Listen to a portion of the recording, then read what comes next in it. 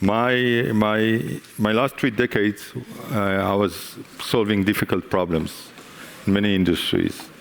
And solving a problem means to understand it first, and of course to find the missing parts. There is a way of looking into difficult problems by using a method. It means that we need to rethink about the problem again, take all the assumptions, all the basic assumptions, those assumptions that everyone feels that they are already known, and convert them into questions, find the experts or become an expert, and answer those questions in order to understand the missing element. I want to argue that in impossible missions, there is a hidden wall, a wall of a problem that is not being known yet, need to be found. In 2008, 3 young people came to me with an impossible mission. They wanted to build a spacecraft to the moon. The problems are obvious. They didn't have $7 billion budget, and they didn't have any experience on deep space missions. But the team was full with passion, and I decided to help and become the chairman of SpaceIL. So we converted all the assumptions into questions and found some good answers. And keep looking for the hidden blocker, that wall that I was speaking before. What could it be that stopped you from getting to the moon? And we found it. Here it is. There is a knowledge that that you need to get in order to do a deep space mission. It's not in the book. In the books, you can't read articles. It's in the mind of individuals who have a specific knowledge about building specific parts, designing them, assembling the processes, and so on. So what we did once we stated the problem is to find a way to create an open source knowledge base for deep space missions. We created a network of volunteers around the globe, individuals who knows things by sweat and blood, and were willing to be part of that project. The project was $99 million, and including the launch cost. And in 2019, the impossible really happened. Confirmation of successful deployment of the SpaceIL lunar lander, a first non-governmental lander to make its way to the moon. So in the next year, I was cutting all the excitement before just because lunch. For 40 days, we did our unique maneuvers, coming closer and closer to the moon, and we got pictures from the onboard camera. The Moonshot project got us to the moon. As Stephanie said, my next impossible problem found me. My startup usually started in the garage, not in the clinic, but this time it was different. I was sitting a year ago in the doctor's room after my family demanded I will check a little tremor that I had in my left hand. The doctor was very empathic. He said that I have a Parkinson disease. And he afraid that my version of the disease is from that fast-moving disease. I asked him if there is a way to stop the disease, and he said that I don't need to worry. For at least 5 or even 6 years, they will be able to keep me up and walking. 5 years, I said to myself, as he was talking about cognitive impairment. But I wasn't listening. I was thinking of my children. My youngest is 12 years old. 5 years is not enough.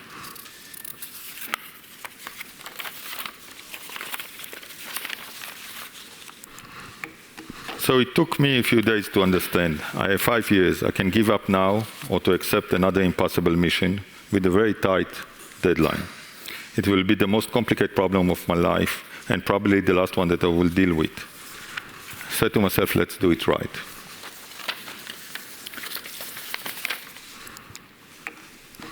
First reading.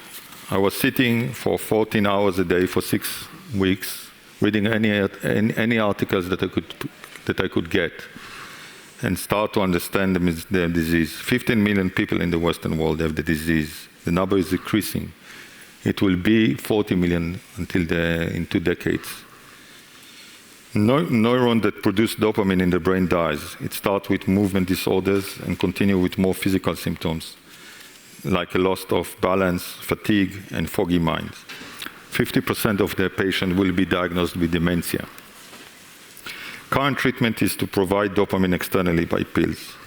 30 years of research, and there is no one proven treatment that slows down the disease progression. Must be a blocker someplace. So I called friends who called friends. Other friends gave us office space. The team included all the kind of biologists that I could find, brain researchers, doctors, and the most important one, the free souls. Those who ask weird questions, the basic one, like is it just in the brain, or any other questions that you can think of, and try to find the answers. We had hundreds of Zoom meetings with many experts.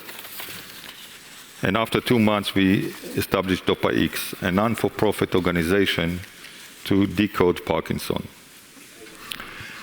And we start to gain some understanding. Parkinson is probably more than one disease. It's not just neurons in the brains, it affects many other tissues as well. Any solution must address a multi-stress on the cell level, and many more meet conclusions. But what is the blocker? And here it is. Parkinson is not being measured. As you meet your doctors, they assess your walk, your talk, your muscle stiffness, your daily functions, but there is no objective measurement. There were trials with digital or biochemical markers with no significant success. Currently, there is no sensitive marker to measure the disease continuously in order to find weak signals of slowdown of the disease progression. So the missing element is a continuous measurement system. The properties are clear, continuous, meaning days and nights as you sleep and walk, weeks, months, and years. Objective, digital algorithm without the bias of human assessment. Sensitive enough to find weak signals of the slowdown in the noisy environment. And personalized, since no two patients are alike. The vision includes 2 measuring systems, each one with a huge impact. Measuring the disease progression will be used to find treatment that slow it down, even for a little bit, even for a subgroup of patients. Such signals will allow us to pinpoint research and will push it into more fertile directions. Creating this snowball will eventually bring us to a full stop in the disease progression, and Parkinson will become a chronic disease. On the other dial, measuring the current state in the brain will reduce significantly the time with overdosing or underdosing that most of the patients have today. Most of the patients, most of the time, are not in the golden zone in terms of dopamine levels. Keeping the patient in the golden zone will expand the therapeutic windows from 5 years to 10 years, or maybe even more. So that is the important part. Measuring disease progression open up drug repurposing. The team have crafted a list of at least 38 untested drugs. All of them passed safety trials. For now, the only way to do that is to create a trial which will take years and many participates. The same issue for new drugs. The time length is huge, the amount of participants is big, and combined with our effort on disease typing, based on a system that we are developing, a cellular stress and measure system, trials could be smaller. So imagine the effect of a new drug can be measured on a group of 20 instead of 1,000 after 6 months instead of years. That will reduce cost and add smaller pharma companies to the Parkinson market.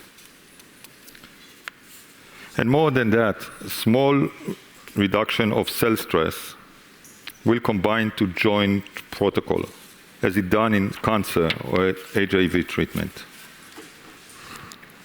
As I mentioned, keeping the dopamine in the golden zone will increase the quality of life and might expand the therapeutic windows.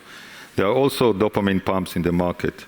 A sensitive system will be able to guide the pumps to the right dose at the right time, just like insulin pump in diabetes. Such a sensor will be allowed to find better sleep, diet, and sport patterns. Biofeedback will become an option for research. Lucky for us, we're entering a new era. With Edge AI, we will have a strong compute hardware at the patients, allow us to run models on big local data, avoiding privacy issues and cloud costs. Human can guide machines how to produce million lines of code needed. An open system of models feeding each other with clean data after features extraction. As we add biological data such as cell functions, the genetics and epigenetic states, calibrated by imaging and cutting-edge technology in the clinic, such a system will push us forward fast. We are designing an open source platform with pluggable models. Each model can be replaced. Systems like this could serve other diseases as well. So, quick takeout. Measuring is the key. Now is the time. Millions need it. AI era make it feasible. It can be done, and it must be done. I won't dive into the system. We do have lunch, and I don't want you to get mad on me. But I just want to share with you, we are looking for partners, leaders, contributors, ambassadors to join us. Thank you, and thank you for your time.